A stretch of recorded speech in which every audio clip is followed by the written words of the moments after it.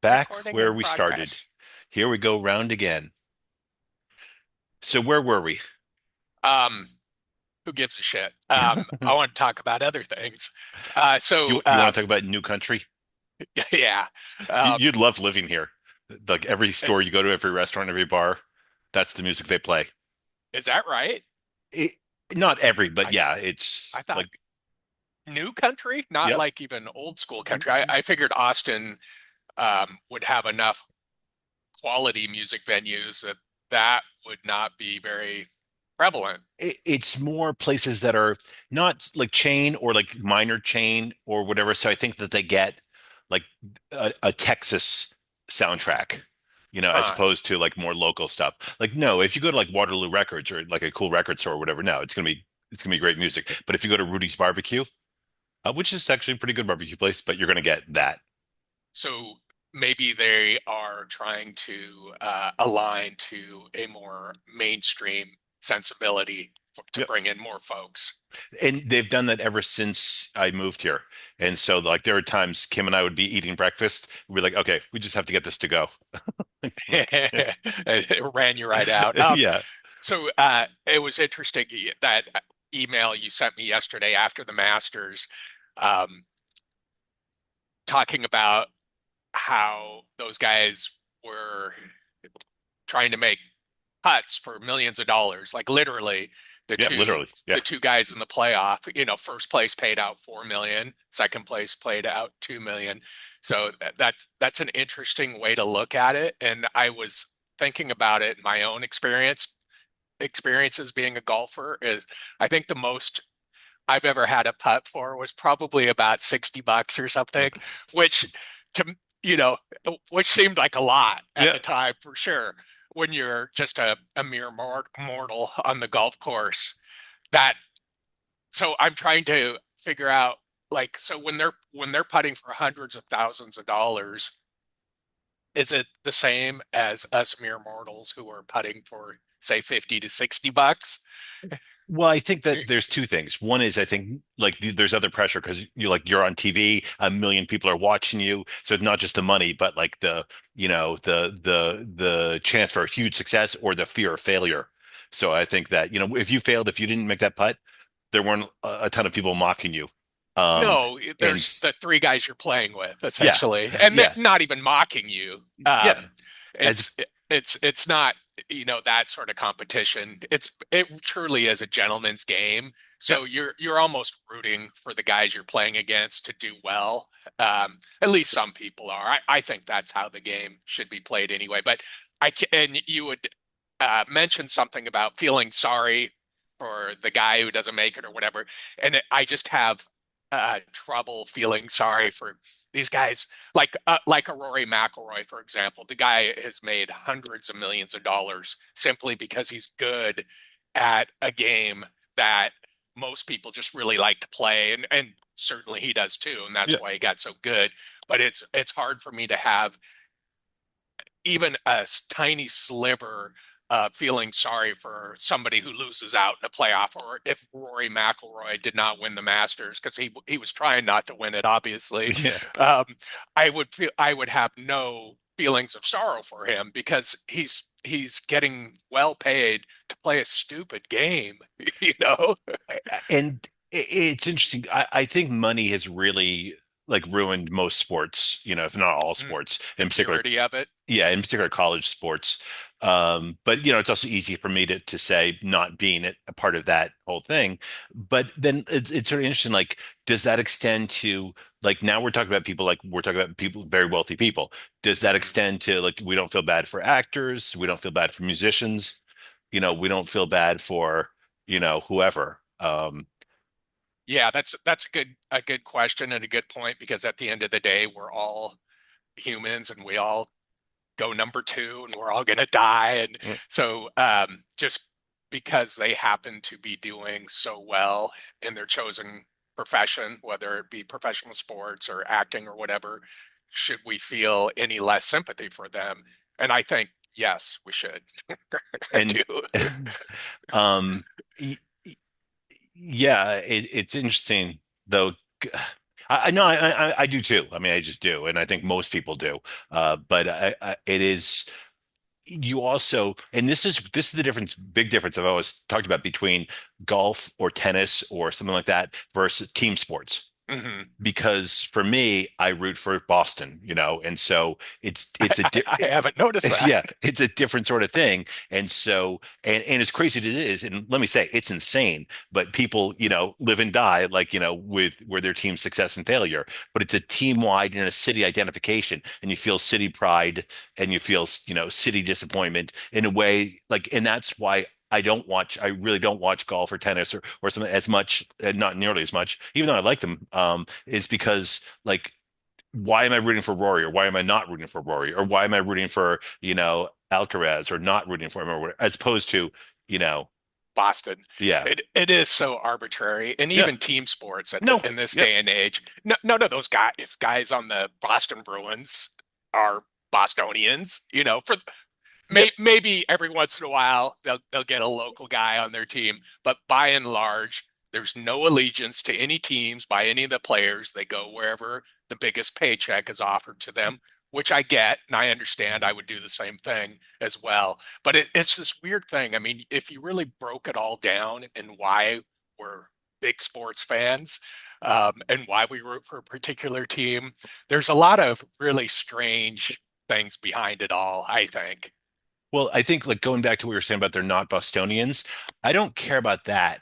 I care more about that they're with the team for a long time, and that's changed so much in all sports, and so it's different. So when I was growing up, I was a Boston Red Sox fan. You were a Cincinnati Reds fan, and they had for the most part, like through the '70s, the same roster. I mean, there were some Yeah, changes, but for the most part, yeah, the same roster. And if there was if a big change, that was a huge deal. Like, oh my yeah. God, we got Tom Seaver in your case, or oh my God, we got Dennis Eckersley or Mike Torres.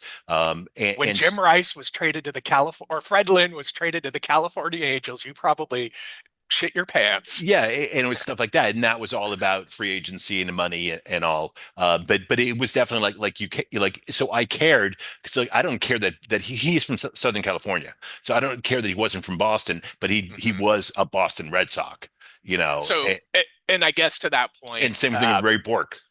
yeah, He's yeah, not from Boston, but he was with the Bruins for yeah. a So thousand years. they actually become Bostonians Yeah. because of the very fact that they stick around with Yeah. that team for so long. So, yeah, I can see that, And the and more I teams get that. the more team stays together, the easier it is for me to get, to root for them to get engrossed in their success and failure. Hmm. As opposed to, like let's just buy the best, team money can buy, you know. Oh, you mean the New York Yankees Yeah, but in the Dodgers, I mean, it's really or the Red Sox or yeah, any of them, really? it will, and now it's happening in college. I mean, it's really tilted that way, and it just Hmm. makes me sad. Now, if I was a player, I'd be excited. Yeah. I'd be it's Woohoo! yeah, yeah. But as a fan, it makes me sad. And I wonder how much players care when they lose a match or a championship or whatever when they're making so much money. And now I'm sure there are a lot of players who really do care, that like yes, they appreciate the money, but winning and losing means a lot to them. I'm sure there are other people who are just laughing all the way to the bank. They go, we Well, that laughed, we lost, so what? that's where I think there's a commonality between being a pro and being a weekend hacker is that I do think there's a certain amount of pride, no matter what level you're at, to winning some sort of big game or championship Yeah, or big tournament or whatever. So, like when you see, a hockey team after they've won the Stanley Cup freaking out on the ice, I do think that's genuine, yeah, and I think that transcends the business part of the sport, and it seems pretty real to me anyway. I've yeah. I've watched a lot of teams win the Stanley Cup on TV, and it always seems pretty damn authentic. And the cool thing is it then binds them like and bonds them throughout like their lives. And so Hmm. like in particular, let's not even go pro. Let's go when the USA team beat the Russians. Hmm. Okay, and at Lake Placid in the Olympics. I mean, like those guys were brothers from then on. I mean, because that was a huge, thing to do together, a huge accomplishment. Sure. And I think that when you're on I think that if you look back, like if when Fred Lynn looks back on his career with the Red Sox and the California Angels, he doesn't look back and go, "Oh, look at all that money I made." I think he looks back on, oh, if only we could have won in 75, or oh, if only, Bucky Dent hadn't hit that fucking home run in 78, I'm sure most athletes do that because the money is the money. Yeah, yeah, certainly in a very unique and interesting position in our society. Yeah. They're on such I don't know if I'd say hallowed ground, but their lives are very, very what is it, like maybe 0.00001% of people who play any given sport make it to that level, Yeah. and then end up making millions and millions of dollars and staying in the league for a dozen years or whatever. They're almost like superheroes in a way. And it's not just the money, it's the hero worship, Yeah, yeah, you for know? sure. Well, that's it. Y- That's it. And it must And be, and sorry, go ahead. I was gonna say, it must be so weird and so hard when you take off the uniform for the last time. Sure. And Well, now you were like Alex Ovechkin's, oh my God, everyone's watching, you're chasing Gretzky, this huge thing. And a couple of years from now, like he's going to be in the his supermarket, wife's like gonna be telling him to take out the fucking trash, exactly, yeah. He'll be and his shopping for kid's gonna be groceries and no saying, one will recognize him. "Yeah, um, uh, And I think that's the same thing for rock and roll stars. sure, sure." For anything, when you're just worshipped Yeah, in a very unusual, unique way in the society, but it gets me to thinking about like how I'll be watching a hockey game sometimes, and suddenly it'll just dawn on me like, why do I even care about yeah, this? These are guys I don't know. I'll never know. I don't particularly know much about them as human beings. Why do I care if the Seattle Kraken beat the Vancouver Canucks? And I start to question fandom in general because there really is something silly about it, yeah. I think. No, and yeah, and I'm a big sports fan. Although there are sports fans obviously way bigger than I am. I don't really go to games. I don't have the access. I don't have the money. I don't have the time. And there's teams are too far for me. But there are certainly people who go to every game who have all the merchandise. Who really live and breathe. I've seen people crying. I don't think I've ever cried after a game. If you have, this Yeah, call ends right yeah, now. I mean, I've been sad. I've certainly been angry. Okay, Sure. it usually manifests more as anger or Yeah. frustration. But Why is that? Why do we get but so okay, when connected you're to this? because you want to be connected because you want to be connected to something. It's why when you're watching a movie, you're rooting for or against people in that movie or in that TV show or whatever. You want a connection of some kind. So, Um, so on that note, yeah, so I think a big part of enjoying music or film is connecting to the art of it, as opposed to uh, necessarily getting drawn into connecting to characters or whatever. So maybe that's part of being a sports fan because we're not playing it, we're watching somebody else do it, but it's at the very highest level to where it's practically an art form. a- a- So a- maybe that's And I'll the say a draw. couple things. One is, and this is totally bizarre, so I don't want to go into this in depth, but there are like YouTube channels where people watch people doing other things. Oh, I know. And so I know that so that. so so that takes this conversation to like a level like I can't fathom whatsoever. That's Or truly or pathetic. yeah, or watching someone play video games or something like that. You're Yeah. supposed to play them yourself. Okay, but I will say, like when I go see Springsteen, I connected to Bruce, not just to the music, but like there was something about Bruce, and he's because he's the everyman, and he was funny as well as he could also be like sad if you're singing a sad song, but he really drew you in almost in an operatic sort of way. So I definitely connected to, and I do with Rhett Miller when I see the old 97s. There are certain performers where I'm really connecting to the performer as well as the music. And then there are other people where, like, because I have a different, like Neil Young, where even if I'm enjoying the music, I'm irritated. Um, uh, He's an odd bird. There's no doubt about yes, it, at least according to everything yeah, we've read about him and in your case, seen. yeah, and so different, different sort of things and all. But it also must be so weird, like going to music instead of sports, I know in music you've been practicing and trying your whole your life as well as you do in sports, but like a perfect example is David Cassidy. Okay. He's sleeping on some friend's couch. Okay. He doesn't have a job. He's 18. He's just getting high and hanging out. And then suddenly, like within 6 months, like his face is on every magazine, like in the world. He can't go anywhere. Like, people are chasing him down the street. Even the chick who plays his sister on the TV show he's on wants to sleep with him. I mean, that must be so weird. Like the Yeah, Beatles, like, but yeah, I can't imagine. And going from so like, few Barry people, Who to Barry Shaw. Like, oh my God. Like, so few people go through that experience, and the billions of people on this planet is truly unique. And I can only imagine you just can't have any inkling of what that would feel like unless you go through it. But no. real quick, Neil Young anecdote. Yep. Um, uh, do you remember he did Neil Young and the Blue Notes, one of his Yep. many Yep. forays into different types of music? Shaky Deal was his blues character. Anyway, I saw them 3 nights in a row when I was living in San Francisco, in Oakland, California, the small place called the Omnidome. Anyway, I know it. Yeah. uh, he, he was just really funny and sardonic, throughout the whole night. And one time the drummer started a song wrong, and he turns around to him in his Neil-like way, and he's like, "Oh, Ralph, you must have got some bad acid." And that has stuck with me more than any of the negative things I've read about him, because he had a really good sense of humor about it. It was for the first part of that tour, Crazy Horse's drummer was playing with Neil Young and the Blue Ralph Notes. Molina. Yep. Yeah, and clearly he couldn't cut it, and it was pretty obvious at those shows I saw too.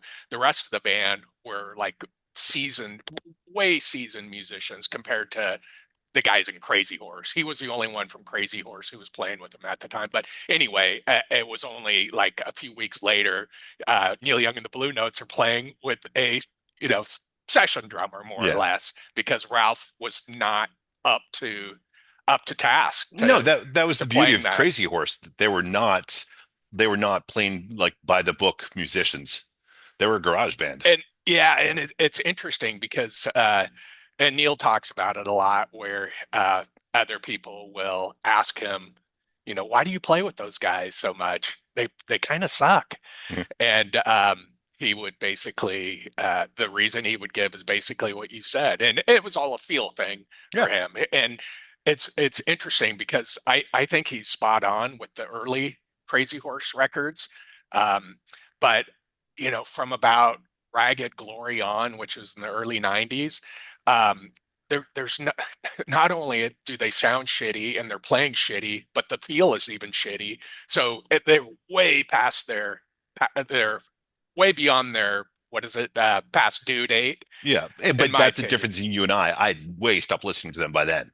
Hmm. And so when I think of Crazy Horse, I'm thinking of the early 70s. And I much prefer his work with Crazy Horse than with Crosby, Stills and Nash, who are obviously better musicians. But yeah, probably the last, probably like Live Rust. What came after that? After Live Rust, it was Reactor, Okay, and yeah. Crazy Horse was still playing on it. And I think Reactor was like that was where I started like, okay, I'm kind of done with Neil. Hmm. So and then but even so I saw Pink Dots or Leg whatever, legendary Pink Dots, and so um, that was what is that? Neil Young and the Shocking Pinks. That's okay. right. And That's right. so I saw that tour because again it was Neil and whoever I was with wanted to go, and I was like, all right, fuck it, I'll go. And again I was like, okay, I'm sorry I went. And that's and so with the Stones, we both agree the Stones suck now. Okay, but we also both agreed that at one point they were, the best rock and roll band in the world, and it must have been incredible to like, oh my God, this new Stones album. Oh my God, this new Stones album. But I don't blame them for sucking. How do you release that many albums and have them all be good? You, You're a band called Tindersticks. That's how. how many albums have they released? Probably, uh, certainly not 40 or 50 like the Stones. Probably geez, at this point, including all the soundtracks and everything, probably 20 to 25. Yeah. Well, also soundtracks don't really count because, Yeah. So so if you and they've done a lot. So if you okay. take those out, probably 15 Yeah, records. and so that's a big difference. Okay. It is, but Yeah. they've been around since the early 90s. And as you know, I just saw them up in Yeah. Chicago a few nights ago. And the one thing that dawned on me is that I think their records are better now than the early ones. And I think they're a much better band than they were ever. They just blew me away at how good they were and how good of a show that was. And that's the cool thing because, as you know, going to see bands like, who've been around that long and all, or in particular reunion shows, is a very risky, A you risky know. proposition. Yes. And so much as I say, I used to connect with Bruce when I'd see him. I think I've mentioned before when I saw the Pixies, they did a reunion show. And I'd never gotten to see them back in their day. So I was excited when they did a reunion show because I'm a big Pixies fan. And there was just this smirk on Black Francis's face that really said, "Hey, dude, hey, everybody, I'm here for the money." Like Hmm. you just get that feel. Hmm. I couldn't enjoy the show. Whereas when I saw a reunion show of Gang of Four, they were fantastic. And so, and Kim often wanted to go to reunion shows because she hadn't seen the bands back in the day the way I had, you Well, know. if you come out here to the Midwest, we could go see Kansas Yes. And or then, maybe REO Speedwagon, maybe Foreigner.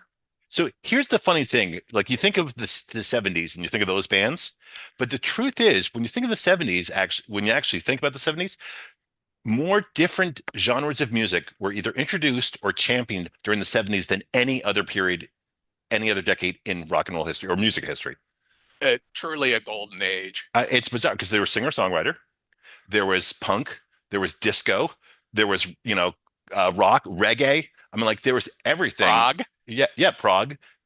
It's crazy when you think about it because really, outlaw when country. you say 70s, you think Foreigner, and it's like, okay, and Foreigner sucks. Well, Okay, yeah, that would be another genre in itself. yeah, arena MOR. rock. Yeah, Yeah, yeah, arena rock, or middle of the same road. Yeah, thing. yeah. Yeah, Uh, so, yeah. Well, it truly is the golden age from about 65 to 75, or but maybe in particular, even 65 just to the whole 80. 70s is crazy because Hmm. again, when your first thought is, oh, 70s sucked, then you're like, well, wait a second. And of all those arena rock, middle of the road, I think the only one I actually liked, and certainly the only one I ever saw in concert was Boston.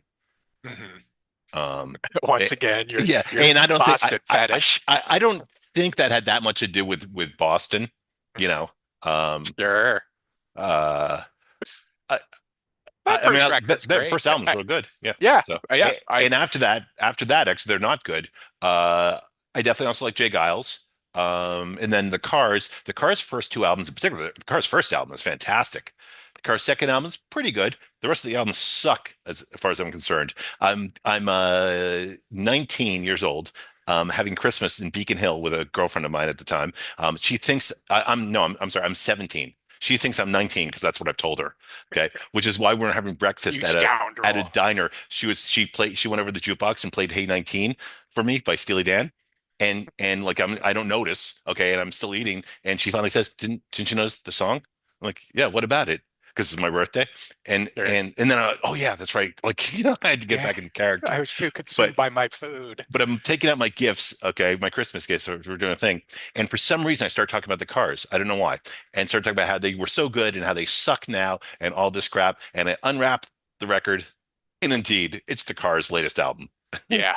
Yeah. which is just mortifying. So Which I did so not that get would any have that been night. one of the later ones. Yeah, so that would have been what Panorama. what was Drive on? That was, I think, Heartbeat City. Yeah, and so And I'm like, yeah, embarrassed and to you know might that. think, yeah. No, Yeah, that's why I yeah, have to ask you. Yeah. yeah, those records are just awful. Yeah, I mean, Truly there's the awful. occasional song that's okay, but like for the most part, they suck. The first record is great.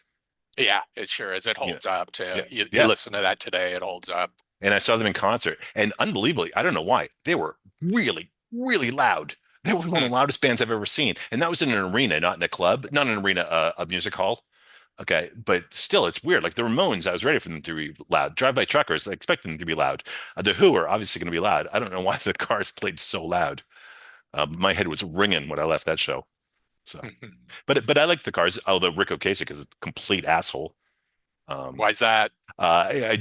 because I'm from Boston, and because I know people, I've heard a lot of Rico Kasich stories, even just a very simple one.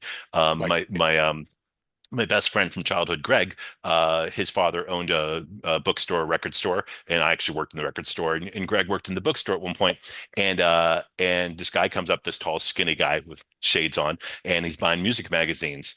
And Greg's completely oblivious, and Greg says to him, "Oh, you like music or something like that?" And he goes, "Yeah," and he goes, "Are you in a band or something?" And Rick Ocasek goes, "Yeah." And Greg goes, "Oh, what band?" And he goes, "The Cars." Like in this way, like you little pissant. mhm. And that was just generally how he was. And which is why that marriage didn't last that long. And even then, like So, I wait guess a second, your friend married him? no, no, no. When he married Polina Porizkova, yeah. I know what you No, mean. and but when he committed suicide, I guess Uh, I don't he know, he died actually. alone in his apartment, and she was basically the one who had to go find him because no one else, like I he do didn't know have any that friends part. stopping by. Hmm. Hmm. So, Hmm. Hmm. um, That gives me pause to ponder. yeah. So don't die. Okay.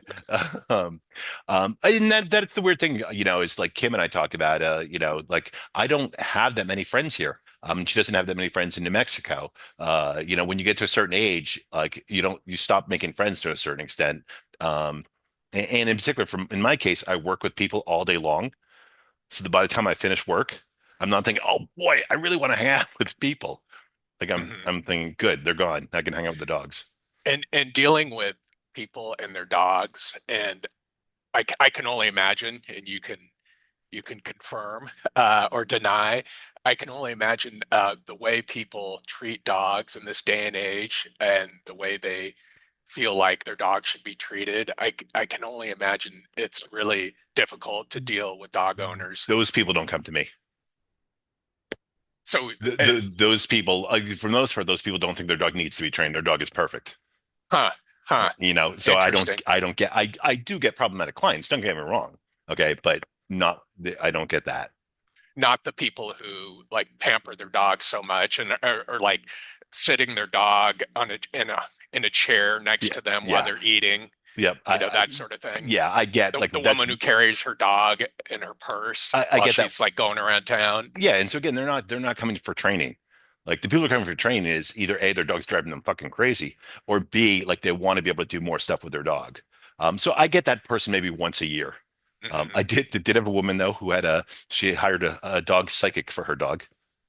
That's the sort of thing I'm Yeah, talking yeah, about right yeah, there. yep. And I can't go, what are you fucking nuts? I've got to go, oh, really? That's interesting. Okay, that's unusual. Like, but Dog it's funny when we're psychic. talking about like, thinking about like players making money and like, looking back on their careers and the money that they made. Like when I look back on jobs, I never think about did I make a lot of money or did I not make much money? Do you ever think about that? Like when you're thinking about the various work you had? No, I Yeah. try and forget it all. Yeah. Everything that has to do with any kind of work, I basically try and block out. Well, so for me, when I look back on jobs I've had before, it's the camaraderie that I enjoyed. And that's why, as much as I got older, I preferred like remote work. But when I was younger, I didn't mind going into an office because I had friends there. I liked the camaraderie of it. That's interesting because to that point, the only time I can look back on any work fondly is based on the exact same thing with my buddy Pat, who is our one viewer of this, by the Hey, way. Pat. His dad owned a sporting goods store in Walla Walla, kind of a legendary Walla Walla spot, and I worked at it all through high school and a bit after high school, and he would work there once in a while too. And we still reference it to this day. We Yeah. would go to lunch and we'd get really stoned, and then we'd come back just high as kites, and we'd be in the back stock room playing what we called beanbag tag. So we would have these beanbags that they would sell to the schools and what have you, and just be wailing them at each Yeah. other while Yeah. running around stoned out of our gourds. Yeah. So that's the one thing I do Yeah. look back fondly on Yeah. from any job. that Yep. sort of thing. And I've got friends to this day. No, they don't live here, but I've got friends to this day from like when I worked at Boston University after I graduated, when I worked at the startup telecommunications company, when I worked at here, when I worked at there, Was and that also Launchbacks? yeah, and so Launchback, which became FaxNet. But it's funny because like even like so real quick story when I worked at FaxNet, which was the Boston telecommunications startup about faxing. So the guy who founded it was this like brilliant MIT guy, David Friend, but he was quirky, he was weird. Okay. And he used to always bike to work. Okay. Which is fine. But we had a shower, like there's a bathroom with a shower in our office, and he would go and he would shower after biking in, but he'd like leave the same towel in there. He used like the same towel like for a month. Okay. And so then I, of course, like me being me, the only way I can enjoy work is by doing pranks and like, screwing around, just like beanbag tag. And so I would occasionally grab the towel, walk by one of my friends' offices and yell incoming and just throw the towel over their head while like they're on the phone with a customer. Okay. Because this towel was disgusting. Okay. Probably So smelled horribly. yes. So now I've been doing that for a while. I'm like, okay, this is good, but I need to take it up a notch. So I get a box, I box up the towel, okay, and I mail it to my manager's house. Okay. And then like a week later, we're actually in his office, okay, on a conference call. It's me and like a couple of my coworkers and him. And while we're going over this stuff, his daughter calls. And she says, Daddy, Daddy, Daddy, you got a package in the mail. He's like, all right, like great, thanks. I'll see it when I get home. She goes, no, no, no, Daddy, can't I open it? He's like, yeah, fine, go ahead and open it. And we're all there. Okay. And then as she's opening it, I don't know what made him go do this, but he was like, no, no, no, don't open it. I don't know why he said that, Too but late. she goes, Daddy, it's a towel. And we all start cracking up. And she goes, and it smells. And we just lost it. And so like That's that's the great stuff I timing, the way that it was transpired. perfect. And so that's the stuff when I look back on my work life, work career, it's those moments, you know. Sure, And sure. I'm sure, like, the various bands you were in, I'm sure there were like certain things that happened where like that's what you think about when you think about, Spyglass, or when you think about Sushi Robo, you think about, oh, that incident in, Oklahoma, or that funny Oh, time, sure. That's a different ball of wax than work, though. Have nothing but, for the most part, fond memories of all band-related stuff, whether I it was, think you're probably lucky in recording that or regard. playing shows. Sure, there's some of that stereotypical, oh God, we got to drive from, I don't know, Carmel, California to LA, to play in front of 30 people, Yeah. if we're lucky. Or I'm gonna kill that fucking bass player if he doesn't like, Yeah, but you didn't have that for the most not part. really in, Yeah. in any of the bands that I can Yeah. think of. Yeah. Fortunately, everybody was always pretty, with one exception. Everybody was pretty grounded and And easy to deal with, and we I all think got that's along. unusual. I think you're probably right, and especially when you're at such a you're at the bottom of the totem pole Yeah. and trying to scrape your way up. Um, it's a little easier to get on, I would think, to get on each other's nerves as opposed to, being you two. Yeah. I, I, Well, it's funny because I remember hearing an interview with Springsteen. This is in '76. Okay, so Born to Run has come out. It's a big hit, but he's getting there. But he isn't a massive superstar yet. But he's getting there. And Mhm. it's a bootleg from the Roxy in L.A. And in between sets, they're interviewing him, and they're like, "Well, you've made it now. Like, what do you think?" And he goes, "I don't know." He goes, "When you make more than $500 a night, you have more than $500 a night problems." Yeah, you've And already that's told this yeah, anecdote, yeah, by the and way. right, and I know that, and I'm repeating it for a reason because it's stuck with me for all that time. Yeah, You yeah, know, I don't mind yeah. repeating Well, myself. I'll he's be repeating myself much more. Get used to it, everybody. Hey, I Pat, I'll be repeating myself a lot. Um, uh, we should have Pat join us sometime. I think he sends me texts or emails pretty much after every show after he watches yeah, it with I would love to have him. Yeah, critiques or corrections on stuff we're wrong on, yeah. and I always get a kick out of it. The only problem would be if we do have him join us, um, we won't have any audience. because our That's audience will that. be joining Well, us. well, no, because my brother's out there. Well, thank Yeah, God for and that. Kim. I think eventually we should have like seven other guests and set it up like the Hollywood Squares. Like I'll take Barry to block.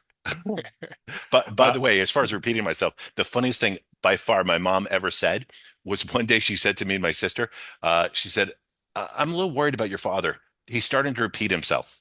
Like my father's told the same stories over and over my entire life. Like, everybody's dad yeah, has, yeah. yeah. And so when she said that, I was like, do you know him?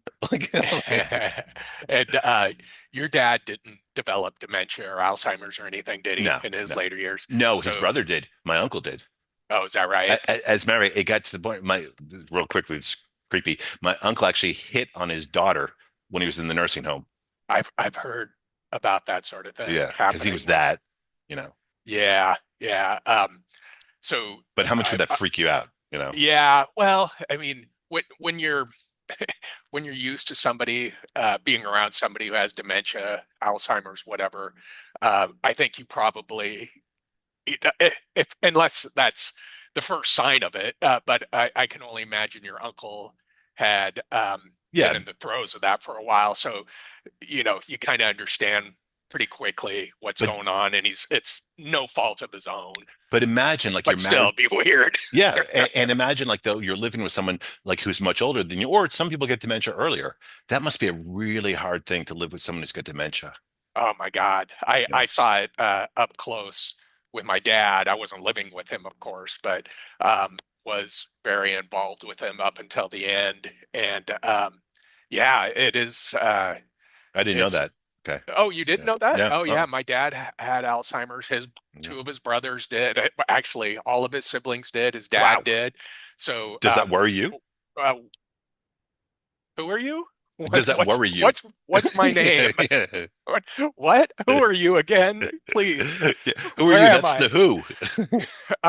Third So base. Yeah. yeah, it does worry me, and I talked to my remaining sibling and my cousins about it, and the one thing we have going for us, at least a couple of my cousins, is that we've taken much better care of Yeah. ourselves than that generation of our family did. We didn't smoke and eat poorly, and we've all exercised pretty regularly and don't drink a lot, et cetera, et cetera. Have a decent diet. So hopefully that will help. But one of the it was also pretty comical too. My dad took it, even though he had it very severely, especially towards the end. The years leading, the last couple of years, he had a real good sense of humor about it.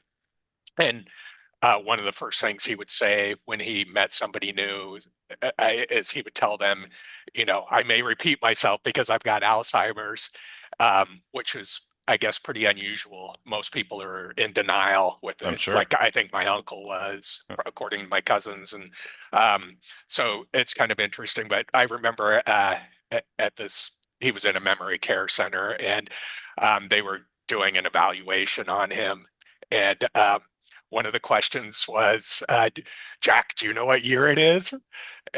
And his answer was two. Okay.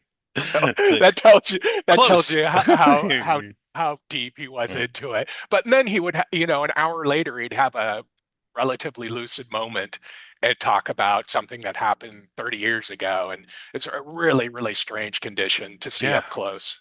Yeah. It's so odd.